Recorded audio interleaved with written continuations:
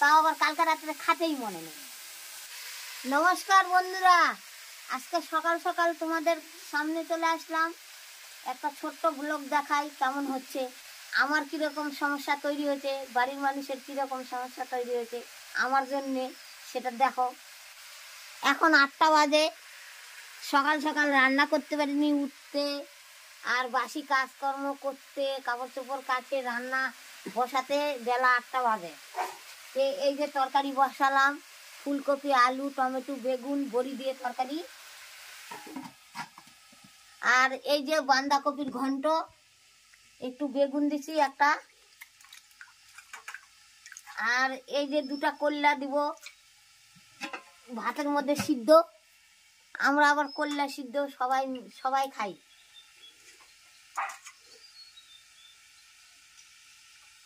এই অঘ্রাণ ঝালগুলো দেখো,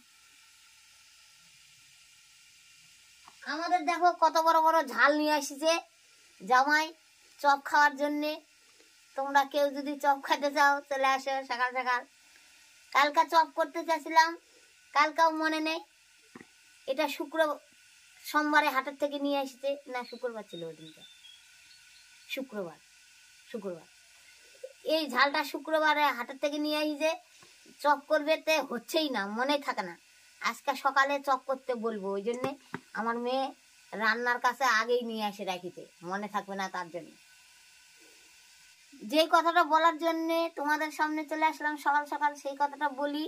অঘ্রাণ মাসে, প্রতি বছর অঘ্রাণ মাসে আমার পেটের অসুখ হয়। তার মানে পেটের অসুখ নয়, গ্যাস, হজম হয় না খাওয়া। এই যে নতুন চাল কিনে নিয়ে আসছে, সারা জীবন তাই হলো। আমাদেরও যখন বাড়ির নতুন চাল উঠতো তখন খায়ে আমার পেটে হজম হতো না, গ্যাস, পেট ব্যথা। এইবারও সেই হয়ে গেছে, এত গ্যাস, আমি কিচ্ছু খেতে পারছি না। সব বন্ধুরা বলেছে সাদা তেল খালে বলে হার্টের দোষ বেশি হয়। তার জন্যে জামাই একটা সরষের তেল কিনে নিয়ে আসছে টিন, ওইটা তেল খাচ্ছি। ওই নতুন চাল আর সরষের তেল এখন সব এক জায়গা হয়ে আমার করে গ্যাসে হজম হচ্ছে না। কেন? তাও তো 2টা বস্তা নিয়ে একটা পুরাতন চাল হয়, তাও তো পরে হজম হচ্ছে না দেখে ওই বস্তাটা রাখে আর একটা বস্তা নিয়ে আসলো দোকানদারে বলে যে পুরাতন চাল। দোকানদারে বলিছে যে পুরাতন চাল দাও, তখন বেশি দামে আবার পুরাতন চাল নিয়ে আসলো, ওগুলা খাচ্ছি, তাও হচ্ছে না। তার মানে চাল পুরাতন না হলে যতই চাল কিনে নিয়ে আসুক, চালটা একটু আঠা না খালে আমার গ্যাসটা ভালো হবে না। আমার জন্যে বাড়ি সুদ্ধা সবারই অসুবিধা হয়ে গেছে। কেননা নরম নরম তরকারি রান্না করেছি অল্প একটু তেল দিয়ে, অল্প একটু ঝাল দিয়ে, আর ওদের অসুবিধা হয়ে যাচ্ছে। ওরা করছে বেশি তেল দাও, বেশি লঙ্কা দাও। আর জামাই ভালো, যেটাই দিব সেটাই খাবে। লঙ্কা কম দাও, তেল দাও না, তরকারির তেল যদি না দাও তাও ভালো। আর আমার বেটির হয়ে গেল কষ্ট, খেতে পারছে না এগুলা তরকারি। এখন তরকারি বসাচ্ছি, ভাত বসাচ্ছি, এখন আমি বাটনা করতে যাব। ওই শোলপাড়া বিয়ে বাড়ি থেকে আসে গেছিলাম ডাক্তারখানা যায়, ডাক্তারে বললে টোলে ওষুধ নিয়ে আসলাম। অন্য অসুখগুলো কমেছে, কিন্তু গ্যাসটা কমে না। প্রতিদিন ট্যাবলেট খেতে হয় সকালবেলা একটা করে। আর ভাত তো অল্প একটু করে খাই, একবার খাচ্ছি সকালবেলা, তাও হজম হয় না। রাত্রে আরেকটু করে খাই, তাও হজম হয় না। এই খালি দুনিয়ার হজম হয় না। এটাই আমার অসুখ। যখন গ্যাস হয় তখন আমার বুক ধরপড় করে, আর যখন গ্যাস হয় না তখন বুক ধরপড়ও করে না। আমি ভালো থাকি, ভালো খাই, ভালো বেড়াই। আর গ্যাস হলেই বুকের মধ্যে ধরপড় করে, তখন ভালো লাগে না, কেমন লাগে। ডাক্তারের কাছে যাই, ডাক্তার বুক পরীক্ষা করে, বুকের কিছু নেই, পেট পরীক্ষা করে, পেটের কিছু নেই। আর যখন গ্যাস হয় তখন আমি অস্থির হয়ে যাই। এটা যে কেমন রোগ, তোমরা যদি কেউ জানো তাহলে বলো তো। কি খেলে গ্যাস কমবে, আর কি খেলে আমার হজম হবে। অনেক লোক অনেক বলে, কেউ বলে সকালে গরম জল খাও 1 গ্লাস, ভালো হবে। কেউ বলে একটা শুকনা লঙ্কা জলে রাত্রে ভিজে রাখো আর পরের দিন সকালে খাও। যত কথা আছে সব করি, তাও আমার গ্যাসই ভালো হয় না। আমার গ্যাসেই আমি শেষ হয়ে গেলাম। আমার বেটি জামাই কাছ থেকে শুনিছে এইসব মূলের ভুসি খালে বলে ভালো হবে, পায়খানা হবে, গ্যাস হবে না।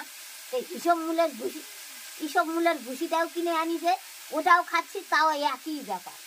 তাও আবার কালকে রাত্রে খাতেই মনে নেই। হাসি, গল্প করি, ওই ভিডিও করি, ওই জায়গায় হাসাই সবার, তাই মনে করে আমার বোধহয় কোনো রোগ নাই। কিন্তু আমার একবারে গোটা দেহটা লমে লমে ভর্তি রোগ। শরীর আমার সবসময় ভালো যায় না, কোনো সময় ভালো যায় না। ওই ভিডিও করা লাগে, করতে হয়, এই পর্যন্তই। এটা আগের দিনে করেছিলাম। ভুগার অনেক জামা কাপড় সব নোংরা হয়ে গেছে। আমার মা কাচতে পারে না, কারণ ওই জামাগুলো ছেলেদের খুব মোটা মোটা, সেই জন্য থাকনাতে বুকটা বেশি বেশি করে ধরপড় করে। আর আমি কাজে এমন ব্যস্ত আছি যে ধুবো তাও সময় পাই না। সেই জন্য ভুগা বলছে কি আজকে আমি একটু হাত লাগাই, দেখি কাজ করা যায় কি না। তখন আমার মা আর ওরা দুজন মিলে আবার করছে। তখন ওইটা করতে করতে আবার আমার মার একটু পরে এত বুক ধরপড় বেড়ে গেল, অনেকক্ষণ বসেছিল। ওইটা তোমাদেরকে আর দেখাইনি। ভুগা কাজ করছে, সেই জন্য দেখাবে না। আমি ফোনটা নিয়ে বেরিয়ে এসেছি, সেই জন্য দৌড় চলে গেল ভিতরে, আর হাতই লাগাবে না। সেই জন্য আমার মা করছে, আবার পরে নিয়ে এলো, মুখটা হাফ করে আছে, দেখাবে না মানুষকে কাজ করছে। তাই তখন আমার মা আবার নিয়ে এসে সব ভেজাচ্ছে, আর আমি এখানে ফোন নিয়ে মাতাপুরি করছি। যাই হোক, আমাদের ব্লগ কেমন লাগলো বলো। আমাদের সবাই মিলেমিশে কাজ করাটা কেমন লাগলো। তোমাদের যদি ভালো লাগে তোমরাও সবাই এভাবে মিলেমিশে কাজ করো।